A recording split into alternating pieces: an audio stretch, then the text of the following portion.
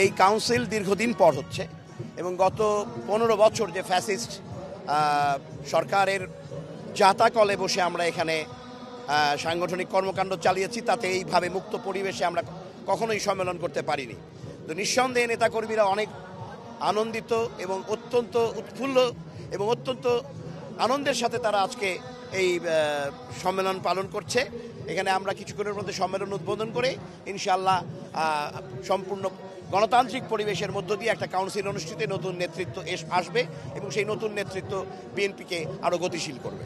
বার্তা একটাই, আমাদের এই দেশকে ঐক্যবদ্ধ হতে হবে, গণতান্ত্রিক পরিবেশ ফিরিয়ে আনতে হবে এবং এই দেশের গণতান্ত্রিক প্র্যাকটিস চালু করতে হবে। দীর্ঘ 54 বছর এদেশে গণতন্ত্র বারবার বাধাগ্রস্ত হয়েছে। আমাদের একটাই লক্ষ্য, এদেশে গণতন্ত্র প্রতিষ্ঠা করা। আমাদের মহাসচিবের এলাকায় নির্বাচনটা হচ্ছে, কাউন্সিলটা হচ্ছে, এটার জন্য আমরা সবাই খুশি এবং এই সমাবেশের সবাই আনন্দ উৎফুল্ল হয়ে আছে আবার এবং সবাই সবার পছন্দের প্রার্থীকে আজকের মনোনীত ভোটটা দিতে চাচ্ছে। কাদেরকে দিতে চাচ্ছে সেটা আমি আমার মতটা প্রকাশ করতে চাচ্ছি যে যারা দীর্ঘদিন ধরে এখানে সংগ্রাম করছে এই দেশের জন্য, নির্যাতিত হয়েছে, নিপীড়িত হয়েছে, তাদেরকেই আমরা আমাদের মূল্যবান ভোটটা দিয়ে নির্বাচিত করতে চাই। নতুনদের কোনো এখানে হঠাৎ করে আসলো, নতুন করে তারা পদে গেল, এটার জন্য না।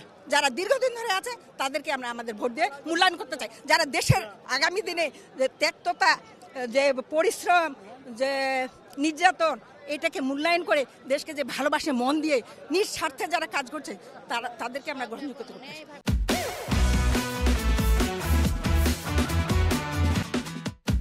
ঠাকুরগাঁয়ে আমি চাই একজন সৎ, নিষ্ঠাবান এবং ত্যাগী ব্যক্তি, যারা এর পূর্বে অনেকবার জেল খেটেছেন, কারা খেটেছেন, যারা কিছুই করতে পারেনি জীবনে, শুধু দলের পিছনে সময় দিয়েছেন, সংসারকে সময় দিতে পারেনি, স্বজনদেরকে সময় দিতে পারেনি। আমি মনে করি দুর্দিনের যারা কাণ্ডারি তারাই আজকে সফলতা বয়ে নিয়ে আসবে এবং তাদেরকে আমরা ভোট দিয়ে বিজয় মিছিল তাদের জন্য আমরা করব ইনশাল্লাহ। তারা অবশ্যই আমরা একজন ভালো ব্যক্তিত্ব এবং ভালো নেতৃত্ব চাই এবং পাবো ইনশাল্লাহ। যেই নেতৃত্ব প্রত্যেকটি উপজেলাকে এখানকার সমস্ত বিএনপি রাজনৈতিক দলটিকে একত্রিত করে ধরে রাখতে পারবে, সুযোগ্য নেতৃত্ব দিয়ে দলকে সামনে আরও এগিয়ে নিতে পারবে, আমাদের সবাইকে সমানভাবে একই দৃষ্টিতে দেখবে, আমরা তো সেই নেতৃত্ব চাই।